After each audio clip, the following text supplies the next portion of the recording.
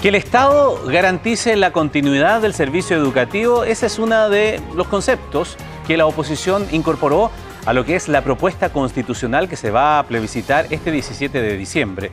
Una norma antiparos que en todo caso abre profundo debate a menos de un mes de que los chilenos vayamos a las urnas.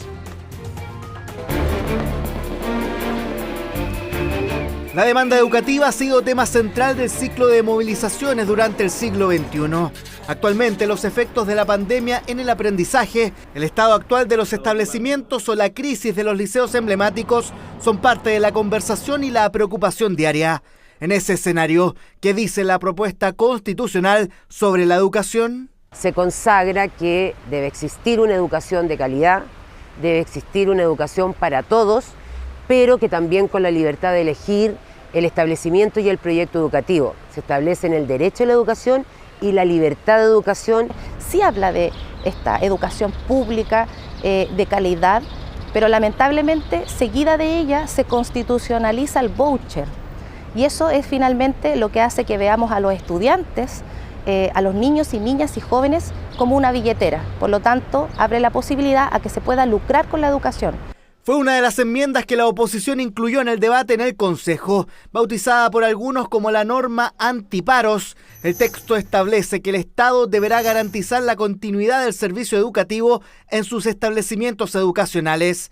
Con esto, según sus impulsores, se podría poner freno a paralizaciones estudiantiles o de profesores. De esta forma queremos que los niños no pierdan clase y que el Estado tenga un rol de poder asegurar que esos niños no se vean interrumpidos su servicio educativo, porque cuando se interrumpe el servicio educativo se está privando a esas familias de un derecho que es el derecho a la educación. Puede ser también consolidado como una práctica antisindical y por otra parte también consideramos que en el caso, por ejemplo, de alguna toma de algún establecimiento educacional podría incluso abrir el paso a penalizar hasta menores de edad, lo que también va contra todo tratado internacional. La norma abre un intenso debate en el mundo de la educación. Es un bien deseable en cualquier sistema educacional. De hecho, en general, todos los distintos gobiernos y sus ministerios de educación han velado, han tratado de asegurar, esto ocurrió con la pandemia, por ejemplo, asegurar la provisión educacional. En concreto, ¿qué significa? ¿Verdad? Yo creo que también es una pregunta abierta. Hay algunos que han dicho que esto atentaría o objetaría el derecho de los profesores o de los asistentes de la educación a movilizarse por sus derechos. A mí me parece que eso no es así. Lo que hace es darle al Estado la responsabilidad de asegurar la continuidad del servicio cuando estas cosas ocurran. Lo que se propone es proteger el derecho a la educación de esos niños. Derecho a la educación, libertad de enseñanza, dos normas que dejan más de un debate abierto con la propuesta constitucional. Bueno, propuesta constitucional que hay que decir también se expresa en la franja televisiva y estamos con Álvaro Pache aquí en el estudio precisamente para ver cómo se enmarca esto del tema de educación en la franja que ya está siendo emitida desde el día viernes. ¿Cómo estás? Buenas noches. ¿Cómo estás, Ramón? Muy buenas noches. Claro, lo que veíamos en la nota de Diego Quesada, educación es uno de los conceptos que más se ha mencionado en la franja electoral que comenzó a emitirse, recordemos, el viernes pasado. Un dato que corrobora un estudio hecho por Imaginación. Lo vamos a revisar acá. ¿Qué hace Zoom? Básicamente, hemos establecido esta suerte de nube de ideas. Hace Zoom en cuáles han sido los conceptos más mencionados en cada una de las campañas, con más o menos intensidad. Comenzamos con el de el a favor, delincuencia por lejos. Delincuencia por lejos, educación también aparece, profundizando lo que se mencionaba en la nota. En menor medida, corrupción, salud y pensiones. Eso con el a favor. ¿Qué pasa con el en contra? Por lejos, pensiones. Parece ser uno de los grandes caballitos de batalla, por lo menos de esta primera parte. Llevamos solamente 3 días de franja electoral. Pensiones, educación, salud y delincuencia muy abajo en la franja del en contra. En todo caso, como te digo, todavía hay que esperar la segunda semana para ver qué pasa. Una franja que en todo caso ha recibido críticas bien transversales. Sí, porque la verdad es que apuntando a los objetivos, primero parece que no hace que prenda mucho el entusiasmo por acercarse más a los contenidos. O sea, por de pronto, ¿te acuerdas que ayer revisábamos una encuesta del CEP que decía que más del 52% todavía no estaba, digamos, muy familiarizada ni con la propuesta, ni con sus principales conceptos, ni con nada? Es una campaña de baja intensidad.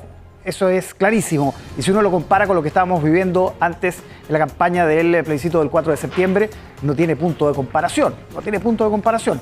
Y eso, claro, la franja no le está ayudando mucho, digamos, a cambiar el estado de las cosas, no está ayudando a que la gente se interese, ni menos que se informe correctamente, Ramón, porque acá ha habido una suerte de guerrilla de declaraciones entre ambos comandos, pero lo concreto, uno al revisar la franja, es que hay poca claridad respecto a exactamente qué es lo que está proponiendo este texto constitucional. El problema es que está dado en tono, al parecer, tono de campaña electoral y no en modo explicativo, que tal vez sería lo más conveniente para poder introducirse y sumergirse en los contenidos, claro. Pero alguien te podrá decir que las campañas apelan principalmente a las emociones y no necesariamente a contenidos que son un poco más duros de explicar, pero de eso se trata. Exactamente, o sea, de información ha habido poquito en ambas franjas, hay que decirlo, y esto se ha reducido básicamente en un debate sobre quién acusa al otro sobre las fake news. Lo mismo que la vez pasada, ¿te acuerdas que se acusaban mutuamente de noticias falsas, de presentar hechos que no son reales o de presentar propuestas de la Constitución que no se condicen con el texto mismo? Eso ha sido hasta ahora los primeros días de franja y en realidad eso no ayuda mucho al objetivo final que estamos planteando acá, que finalmente la gente no solo se informe, sino que se interese, porque hay que recordar, además hay voto obligatorio el próximo 17 de diciembre. Por supuesto, así se manifiesta. Gracias, Álvaro, buenas noches. Gracias, Ramón, buenas noches. Los macabros hallazgos de restos humanos registrados durante todo el fin de semana en las playas de Coquimbo están pronto a aclararse o esclarecerse. Lo anterior tras comprobarse extraoficialmente la identidad del hombre que fue asesinado y posteriormente descuartizado en el puerto. La policía realizará exámenes de ADN para constatar científicamente su identidad. Consternados